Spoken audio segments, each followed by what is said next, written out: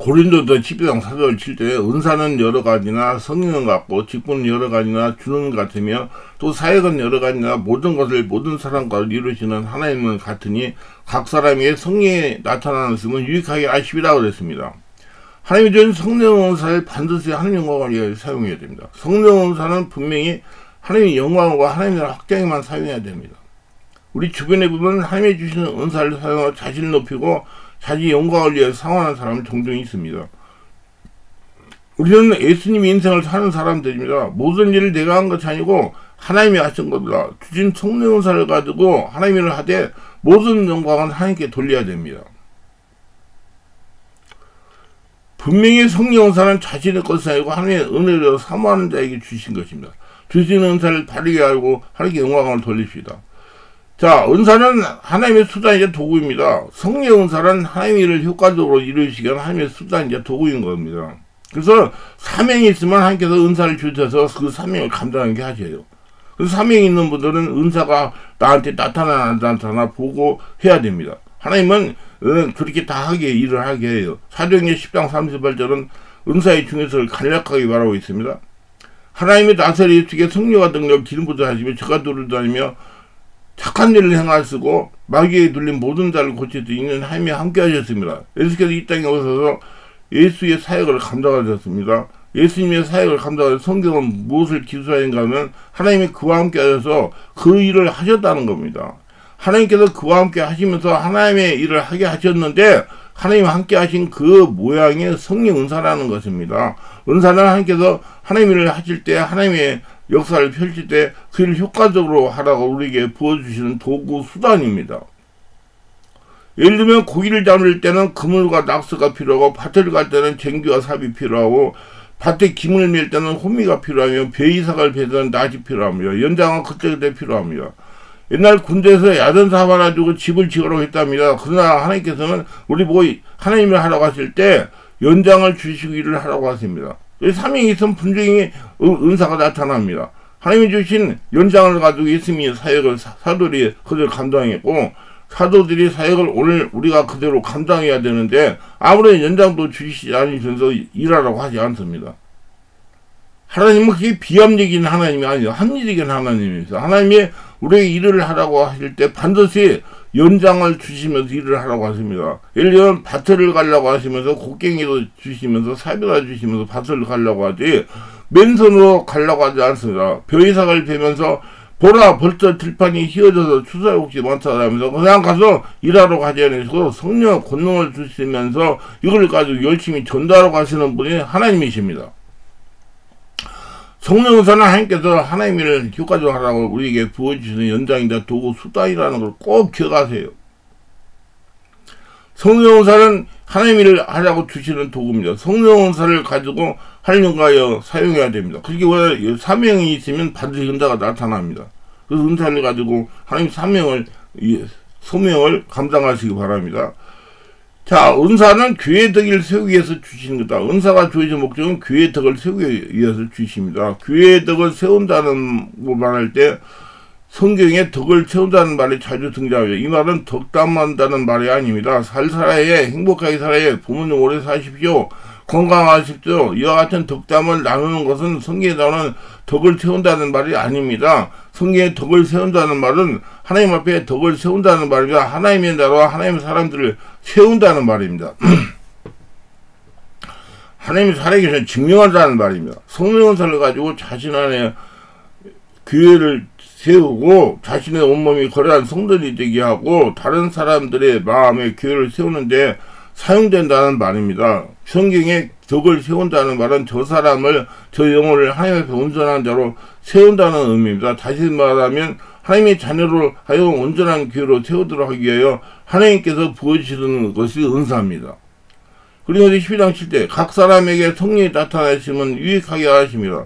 교회가 하나님의 백성들 하여금 하나님 앞에 온전한 사람을 세우기 위하여 하나님께서 은사를 주신다는 사실을 명심하세요. 그래서 사명이 있으면 은사는 나타나게 돼 있어요. 교회 덕을 세운다는 말은 두 번째 의미는 교회나 하나님의 자녀가 앞으로 나갈 방향을 지시한다는 내용이 포함되는 것도 됩니다. 사도행전 13장 15장에 보면 하나님의 음성을 듣고 예언 은사가 부어지면서 안디옥 교회가 앞으로 나아갈 방향을 결정하고 있는 걸 봅니다. 안디옥 교회에 선지자들과 교사들이 있으니 하면서 선지자와 교사들이 있었다는 말은 교사는 하나님의 말씀을 대표하는 것이고 선지자는 은사를 대표하는 것이니까 십자가의 복음과 성령 사역에 온전한 조화를 이루고 있으니 그 뜻이 되겠습니다. 그러한 가운데 은사를 가진 사람들에게 하나님의 음성을 말씀하시면서 안디옥 교회가 이제 세계 선교를 하여 첫걸음을 내딜 수 있도록 하나님께서 성령 은사를 통해서 안디옥 교회가 나갈 방향을 지시했다는 겁니다. 그렇기 때문에 사명이 있으면 은사가 나타납니다. 교회 덕을 세우기 위하여 은사가 부어집니다. 덕을 세운다는 말은 크게 두 가지 의미가 있는데, 하나는 하나님 앞에 개인이나 교회가 온전한 자로 하나님의 형상을 잘 부르는 하나님의 성품을 자는 온전한 자로 하나님의 음성을 듣고 순종하는 온전한 자로 셈을 입는다는 것입니다. 또 하나는 개인이나 교회가 나갈 방향을 지시받는 것입니다. 이처럼 하나님께서 우리에게 은사를 부으시는 목적은 온전케 하기 위함입니다. 덕을 세우기 위한 겁니다. 성도 한 사람 한 사람을 하나님의 사람으로 하나님과 같은 성품과 생각과 말을 하는 사람으로 세우기 위하여 주시는 것이 성령 은사입니다. 성령 은사는 성령의 나타남입니다. 성령 은사를 소유의 개념보다는 나타남의 개념을 이해하는 것이 바람직합니다. 그러니까 필요할 때 나타내 주신다는 말이에요. 꼭 옳다는 건 아닙니다. 소유의 개념도 성경의 기초가 있기 때문에 나름대로 이해가 됩니다. 성령 은사는 내가 주머니 속에 이런 저런 은사를 가지고 있다가 내가 필요할 때마다 꺼내서 쓰는 것이 은사가 아닙니다. 만약 이렇게 은사를 갖고 다녀야 되면 불편할 겁니다. 우리는 항상 코트에 입고 다녀야 될 것입니다. 모든 것을 가지고 다니다가 필요할 때 쓰면 소유의 개념은 거북스러운 면이 있습니다. 근데 그때그때 하나님께서 하실 일이기 때문에 하나님께서 그때그때 보여주시는 그 기름 부음, 즉 성령의 나타남을 이해하는 것이 바람직 같다고 생각합니다. 저는 그렇게 생각해요. 내 앞에 무슨 사람이 오든지 저는 하나님께서 나를 위해서 해결하려고 오셨기 때문에 그냥 하나님께서 감동하는 대로 기도하고 안수하고 기도시키면 다 치유가 되니까. 그게 편하게 생각하세요, 여러분. 뭐 자기한테 뭐가 있다 아이 하지 말고 그냥 그때그때 하나님께서 하시는 감동하시는 일을 하면 하나님 그때 다 역사가 일어나도 은사를 나타내신다 그 말이에요. 이건 소유의 개념보다는 나타남의 개념으로 이해할 때 몇 가지 유익이 있습니다. 다시 말해서 모든 성경에 모든 은사가 나타날 수 있다는 겁니다. 하나님께서 한 거룩한 하나님의 백성이 이 땅에 살아가면서 그때그때 그 사람을 통해서 하나님께 이루고자 하시는 일들을 하실 때마다 목적을 이루실 때마다 모든 성령사를 따라 할 수만 있다면 하나님의 일은 더욱 극대화될 수 있다고 봅니다. 그런 의미에서 은사는 성령의 나타남을 이해할 필요가 있다는 것입니다. 그때그때 필요할 때 나타내 주시는 거예요. 저는 그렇게 생각하고 지금 사역을 하고 있습니다. 25년째. 어떤 사람이 성령이 나타나면 은사를 이해한다고 말하면서 은사란 하나님께서 친히 하나님의 일을 이루실 때 하나님의 사람들에게 사역을 효과적으로 할 수 있도록 그때그때 부어주신 연장이다 라는 개념입니다. 이처럼 은사는 소유의 개념을 이해할 수 있지만 나타남의 개념을 이해할 때 훨씬 더 성령 은사가 더 개발되고 더 많이 우리 가운데 나타날 수가 있어요. 왜 그러냐? 내가 하나님 형상으로 하나님 나라로 만들어지는데 집중할 수 있기 때문에 내가 하나님 나라면 되면 그때그때 필요한 걸 다 하나님께서 나타내 주시니까 이 중요한 얘기를 하는 거예요.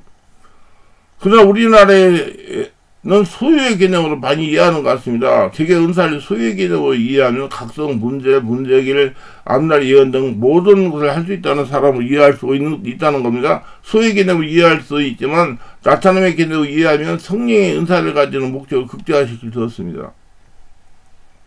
성령 은사는요, 사모하는 사람에게 주십니다. 단순히 은사에 대해 열린 마음을 가지고 있거나 은사가 나타나는 것에 대해 부정적인 태도를 가지고 있지는 않는 거, 그 자세만 가지고 부족합니다. 은사에 대해 마음이 열려 있습니다. 은사에 대해 부정적인 생각을 가지고 있지 않습니다. 개방적입니다. 은사가 나타나는 건 당연한 거지 이렇게 생각을 합니다. 이것만 가지고는 은사가 나타나지 않습니다. 은사는 철저하게 사모한 자에게 보여집니다. 은사 그 말 자체의 말 그대로가 영적인 선물, 신령한 선물입니다. 고린도서 10장 1절에 보면 사랑을 추구하며 신령한 것을 사모하되 특별히 예언을 하려고 신령한 것을 사모하되 그래서 신령한 것의 영어 성경에는 스피리트, 기프트, 다시 말하면 영적인 은사, 성령의 은사라고 기록되어 있습니다. 우리말 성경은 신령한 것으로 번역되어 있지만 영어 성경에는 성령 은사라고 되어 있습니다. 사모하라는 겁니다. 단순히 개방적인 열려있는 마음과 은사가 나타나는 것을 인정하고 환영하고 마음을 열고 받아들이는 자세만을 가지고 나타나지 않습니다. 은사가 좀 더 적극적으로 나타날수록 사모하는 자세가 필요해요. 하려고 하는 거. 환자가 있을 때, 손을 이제 안수할 때 성령 은사, 병 고치는 은사가 나타나니까, 모든 하나님 은사가 사모하는 자에게 보여집니다. 모든 은사는 이로부터 빛 대신 아버지께로부터 부어지는 것이기 때문에 은사에 대해 사모하는 마음이 필요합니다. 사모하는 용에 만족함 주세요. 그냥 주시는 게 아니에요. 방언 기도도 자꾸 하려고 입을 열고 자꾸 소리를 내야 방언 기도가 터지는 거예요. 은사에 대해서 개방적인 마음을 가지고 은사에 대해서 부정적인 태도를 가지고 있지 않는다 하더라도 은사를 사모하지 않는 일이 자꾸 있습니다. 왜냐면 은사를 잘못 사용하는 애들이 주변에 많이 보았기 때문에. 한국에 같은 경우 은사로 인한 아픔의 상처가 상당히 많습니다. 소위 은사 있는 사람들이 남겼던 생활의 모습의 행동이 바르지 못할 때가 많았기 때문입니다. 그래서 저는 다듬어져야 된다. 성령으로 세다보고 숨어보고. 그래서 은사가 있으면 자기를 고치는 일에 사용해라. 고치고 난 다음에 해라. 인품, 성령의 은혜, 예수님의 인격이 나타나는 데서 사용을 해라. 그래서 자기를 고치라고 은사를 주시는 거예요. 자신을 성전 만들라고. 물론 모든 은사들이 그런 것은 아니지만 일부 은사자들이 잘못된 생활성, 행동, 바리새파적인 규율로 인해서 교회에 많은 문제를 야기시키고 한국교회 아픔을 당했던 것은 부정할 수가 없습니다.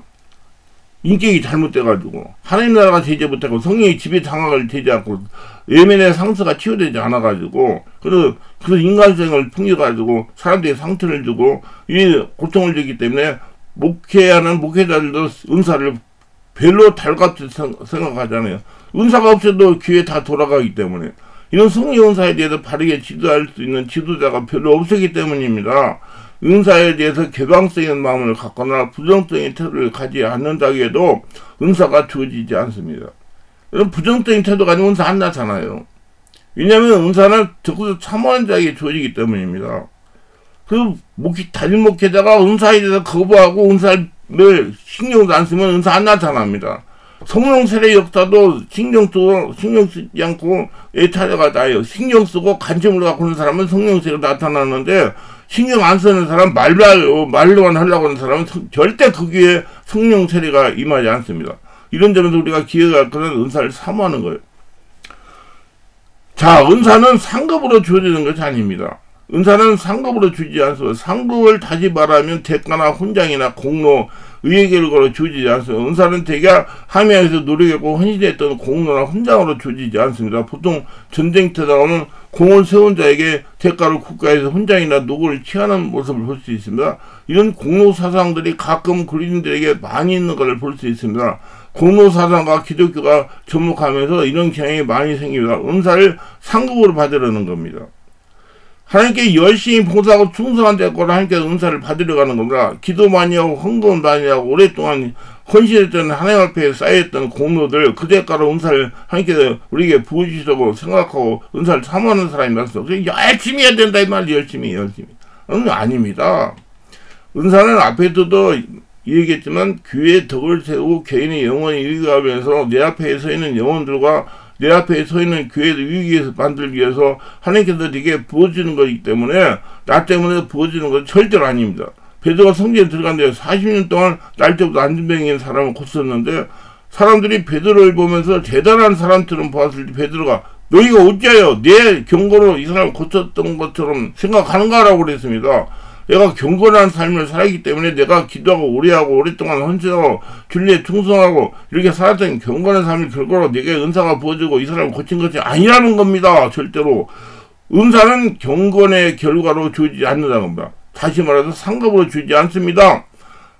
다만 베드로가 가면서 그날 바로 그 안전병을 하나님께 고치시길 원하시는 것을 베드로가 영안으로 또렷이 성령의 감동으로 또렷이 본 것입니다.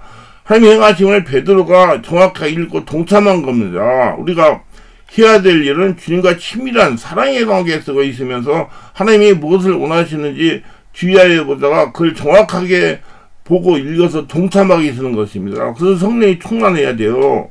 완전히 영의 사람으로 바꿔줘야 된단 말이에요. 하나님의 마음으로 모든 걸 봐야 된다고요.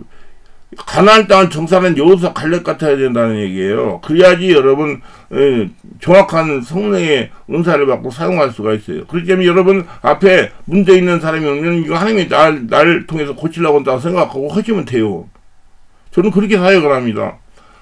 그러면 하나님께서 우리를 통해 마음껏 그 일들을 역사할 줄 믿습니다. 우리 안에는 하나님 앞에서 하나님을 영화롭게 한다거나 하나님의 선한 일을 하거나 이를 근거나 선한 것이 하나도 없습니다. 우리가 하는 거 아니에요. 어쩌다가 우리가 기도를 많이 했다는 거, 어쩌다가 선했다는 거, 어쩌다가 주를 위해 살았다는 거, 어쩌다가 충성했다던가, 잘나라 의로움을 살았다. 그것이 하나님의 은혜로 한 것입니다.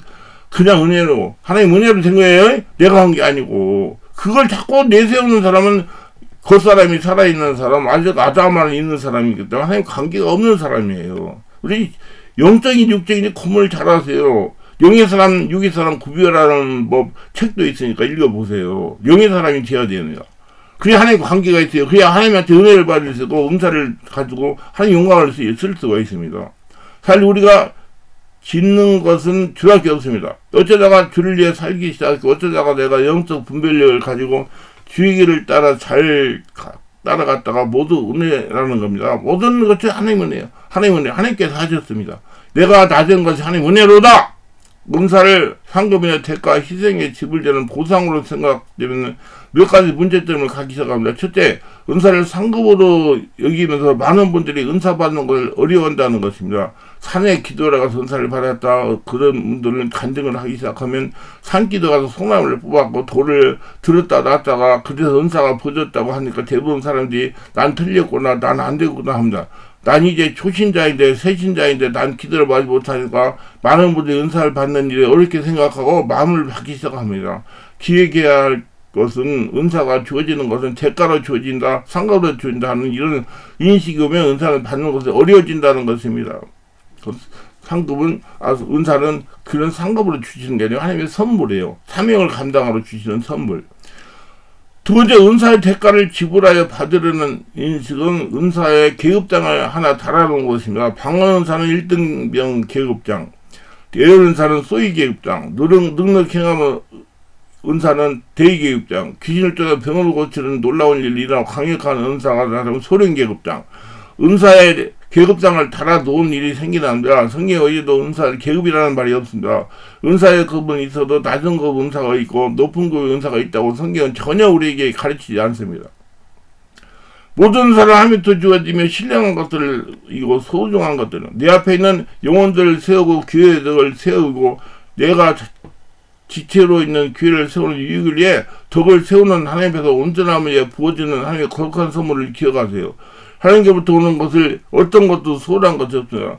그것은 우리 눈에는 혹시 한짝에 보일지 모르지만 하나님이 보실 때는 너무나도 소중한 것들이 보여진다는 것을 아시기를 바랍니다. 은사를 대가로 받으려는 인식은 세 번째 문제점을 낳는데 이것은 무엇인가 하면 율법적으로 사고를 가진다는 겁니다. 내가 지금 은사가 나타나야 하는 것은 내가 뭘 명령이나 규례나 규칙들을 성경이 말하고 있는 바를 내가 잘 지키지 않았기 때문에 은사가 나타나지 않는다고 하는 그런 의식을 갖게 만듭니다.